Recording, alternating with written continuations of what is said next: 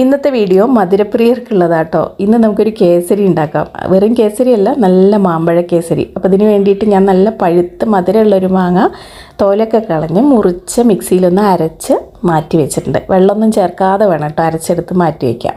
പിന്നെ ഒരു ചീൻചട്ടി അടുപ്പത്ത് വെച്ച് കുറച്ച് നെയ്യ് ഒഴിച്ചിട്ട് കാഷ്നട്ടും കിസ്മിസും ഒന്ന് വറുത്ത് മാറ്റി വയ്ക്കാം.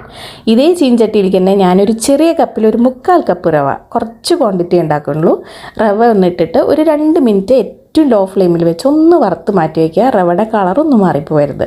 അതിനുശേഷം അതിലേക്ക് ഞാൻ ഒരു 2 കപ്പ് വെള്ളവും ഒരു 1/2 കപ്പ് പാലും ചേർത്തിട്ട് ഇത് നല്ലൊരു തിള വരുന്ന സമയത്ത് ഈ വറുത്ത് വെച്ച റവ ഇതിലേക്ക് ഇട്ട് കട്ടയൊന്നും ഇല്ലാതെ നന്നായി ഇളക്കി കൊടുക്കുക കേട്ടോ.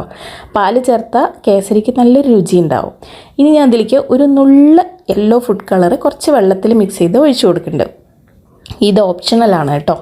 ഇതൊക്കെ ചേർത്ത ശേഷം നന്നായിട്ട് മിക്സ് ചെയ്ത് കൊടുക്കുക. ഇത് നല്ലൊരു തിള വരുമ്പോൾ ഇടയ്ക്കിടയ്ക്ക് നമ്മൾ കുറേശ്ശെ നെയ്യ് ചേർത്ത് കൊടുക്കാൻ മറക്കരുത് കേട്ടോ. ഞാൻ ഓരോ ടീസ്പൂണായിട്ട് ഇടയ്ക്കിടയ്ക്ക് ഇതിൽ നെയ്യും ചേർത്ത് കൊടുക്കുന്നുണ്ട്. നല്ലൊരു തിള വരുന്ന സമയത്ത് നമ്മൾ അരച്ച് വെച്ച മാമ്പഴം ഉണ്ടല്ലോ, അത് ഇതിലേക്ക് ചേർത്ത് കൊടുക്കാം. മാമ്പഴം ചേർത്തിട്ട് നന്നായിട്ട് മിക്സ് ചെയ്ത് കൊടുക്കുക.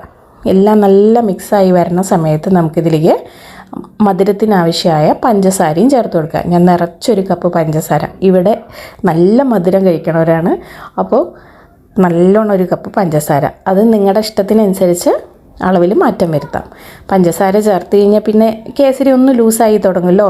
പിന്നെ ഇടയ്ക്ക് നെയ്യ് ചേർത്ത് കൊടുക്കാൻ മറക്കരുത്. ഞാൻ ഇടയ്ക്കിടയ്ക്ക് നെയ്യ് ചേർത്ത് കൊടുക്കുന്നുണ്ട്. പഞ്ചസാരയൊക്കെ ചേർത്ത് നന്നായി ലൂസായിട്ടൊരു 10-15 മിനിറ്റ് നമ്മൾ നല്ല ഇടയ്ക്കിടയ്ക്ക് ഇങ്ങനെ ഇളക്കി കൊടുത്തോണ്ടേ ഇരിക്കണം കേട്ടോ.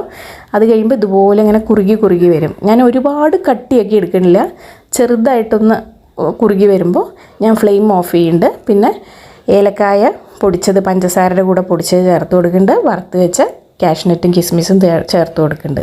കേസരി ഇവിടെ റെഡിയായി.